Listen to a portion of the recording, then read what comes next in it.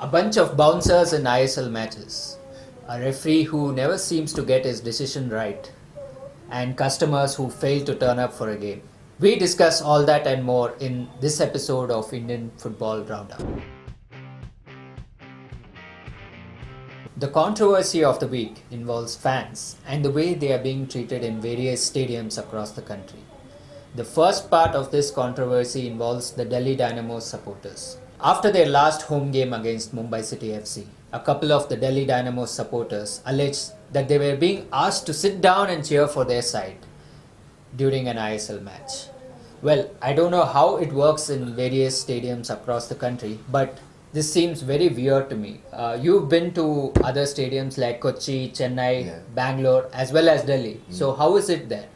See, I have not faced like anything of this sort from when I've been in the stands anywhere. One of the Delhi Dynamos fans I spoke to explicitly mentioned this to me, where he said the team isn't doing well and they really wanted to chant, to sing, to lift the spirits of their side, and they weren't allowed to do that because what basically happened was that the bouncers took control and they were the teachers in a primary classroom, and the fans who were in the stadium were the students in that primary classroom.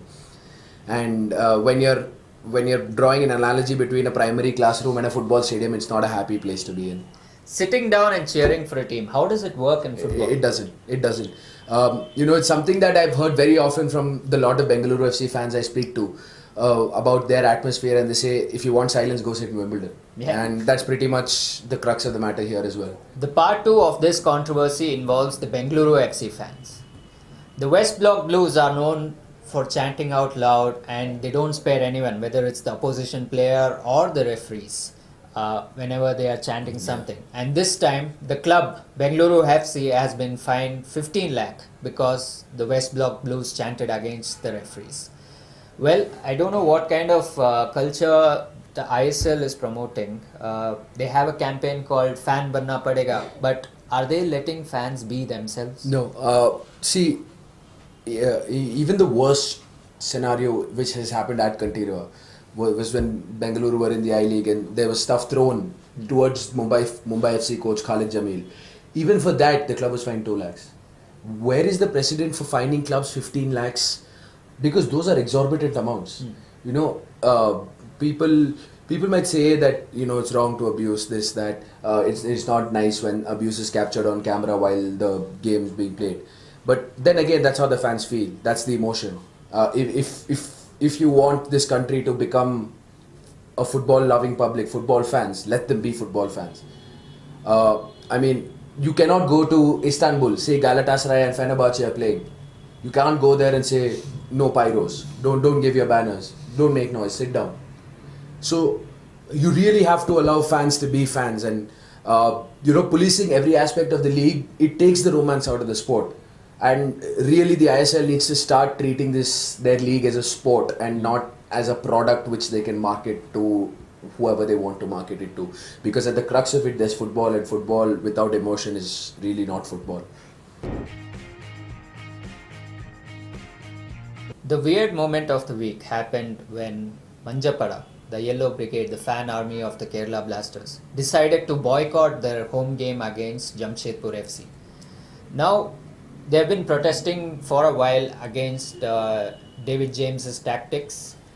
They say that he doesn't have a plan B, but they don't want him to be fired. They've also asked for the sacking of the CEO, Varun Thirupuraneni, but they chose a way of boycott to protest against that. Now all that is fine, but the ISL had brought in a special guest for this match, Lothar Matthaus, who is a former Germany captain and he's a World Cup winner. And they wanted to showcase Indian football to him, and he was representing Bundesliga. Now he's watching a match and he's just seeing empty stands. So is there a better time that they could have chosen to make this protest? Honestly, protesting is all well and good. They're an unbelievable bunch of people, unbelievably passionate fans. I saw it for myself firsthand when I traveled to Kochi this year. But to me, a boycott doesn't sound like a way you protest against anything. You want your club to do better, then go to the ground, make them do better. For example, the Delhi Dynamos fans, they might not be the biggest in number, but what they did. All of them turned up the banner upside down. It had a meaning. I mean, a lot of people didn't understand why they did it, but it had a meaning. And this whole supporters not customers thing. See, from what I know, it's customers that say no to a product when they don't like the product. So they've said that they're supporters and not customers, and they behave like customers here.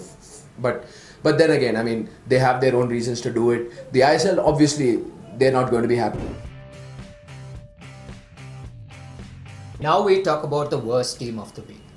And this team has been the worst team of the ISL so far. It's Delhi Dynamos, who are winless in about 10 games right now in the ISL, and they have crossed their halfway stage, but they are yet to register a victory. Nothing seems to be working for Joseph Gombau's team right now. And their director, Rohan Sharma, has been ranting on Twitter against the team's performance. But he still believes that this coach is the right man to lead the team. What do you think about this, Aditya? No, I think he is the right man to lead the team, but I don't think Rohan Sharma has a standing to rant about the team, because isn't it like, as a director or CEO or whatever his designation is, isn't it his responsibility to ensure that they have a team capable of competing? So look, a lot of Mr. Sharma's rants have been focused on Delhi not having a finisher. He said if we had Koro, we'd be in the top 4. It's kind of your job to make sure that you have someone like a Koro. Because, see, Andrea Kalujerovic, he's not been good at all. Daniel Alimpuya has been the Daniel Alimpuya that we know. He's brilliant until he gets into the box. He cannot finish his chances. But to be fair, Delhi played some really good football. For example, we saw them when they came to the Kantirva last week, and they played really, really well. And Bengaluru were immensely lucky to get out of that game with 3 points. Delhi had a host of chances, didn't finish anything. Bengaluru had literally like 1 or 2 chances, and Udanta got them that winner. So I really think that Delhi as a team are in the right path. I mean, they're not getting the right results. Absolutely not. The last segment that we have for you is the worst referee decision of the week. And this again involves Kerala Blasters. Man, they have had a really unlucky season, and this decision also went against them. It is the 4th time that a decision is going against Kerala Blasters. And you can only feel bad for what is happening to them. So goalkeeper Dheeraj Singh, he charges outside the box to stop Tim Cahill from scoring a goal. Tim Cahill was one-on-one with the goalkeeper, and the challenge is made outside the box. Referee Rahul Kumar Gupta, he consults his assistant. He goes all the way up to the touchline, and he pushes all the players off, says, "I don't want any interference," and then gets the decision wrong. What do you think is going wrong? See, when you're consulting the assistant referee, the first thing is, we've spoken about this on the show before, most Indian assistant referees are not in line with play. I don't know if it's about their fitness or what, but they struggle to keep up in line with play. And honestly, it's Tim Cahill sprinting. It's not Udanta or Changte where you have to really push yourself to keep up with them. It's Tim Cahill. If you can't keep up with a 39-year-old Tim Cahill, then why are you an assistant referee? And again, with the decision itself, I mean, I think there were 2 mistakes. First, giving the penalty instead of a free kick. And I think Dheeraj was last man. Dheeraj last man, he's taken out Cahill. So there's probably a red card to Dheeraj as well. So he's sort of evened it out, but it's again favouring Jamshedpur because Jamshedpur being given a penalty instead of a free kick. I mean, all this happens, and then see, every week we're doing one ISL refereeing blunder of the week. Every week there's 1, there's 2. And then the league still wants fans to shut up about it, or they'll fine the club exorbitant amounts.